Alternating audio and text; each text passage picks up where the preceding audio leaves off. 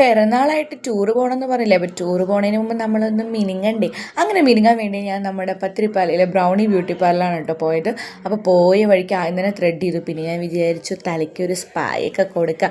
പിന്നെ അവിടെ ടൂറ് പോയി കഴിഞ്ഞാൽ 2 ദിവസം കുളിക്കൊന്നും വേണ്ടല്ലോ. കുളിക്കും വേണ്ട, മുടിയാണെങ്കിൽ വൃത്തിയിലിരിക്കുക. പിന്നെ ഡിങ്കു ആണെങ്കിൽ അമ്മയുടെ കൂടെ പോകുന്നുണ്ടായിരുന്നില്ല. അപ്പോൾ ഞാൻ അവനെയും വെച്ചിട്ടാണ് വാഷും കാര്യങ്ങളൊക്കെ ചെയ്തിട്ടോ. പിന്നെ അവരതിൻ്റെ ഓരോ സ്റ്റെപ്സ് ഇങ്ങനെ ഓരോന്ന് ചെയ്യുന്നുണ്ട്. അയ്യോ അതിലൊരു മസാജിൻ്റെ എൻ്റെ പൊന്നോ, ഒടുക്കത്തെ റിലാക്സേഷൻ കിട്ടിയെന്ന് പറഞ്ഞാലും പോലെ ഒടുക്കത്തെ റിലാക്സേഷൻ ആയിരുന്നു. ഭയങ്കര ഫീലായിരുന്നു കേട്ടോ. എനിക്ക് നല്ല രീതിയിൽ ഇഷ്ടമായി.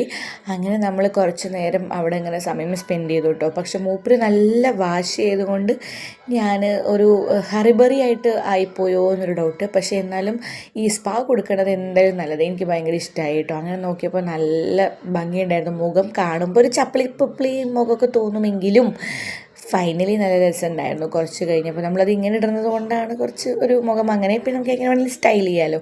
അങ്ങനെ അതൊക്കെ കഴിഞ്ഞ് നമ്മൾ വൃത്തിയായിട്ട് ടൂർ പോകാനുള്ള ഒരുക്കത്തിലായി. അപ്പം അടുത്ത വീഡിയോ ടൂറിൻ്റെ ആയിരിക്കും കേട്ടോ. പുതിയ വീഡിയോയിൽ കാണാം. ബൈ.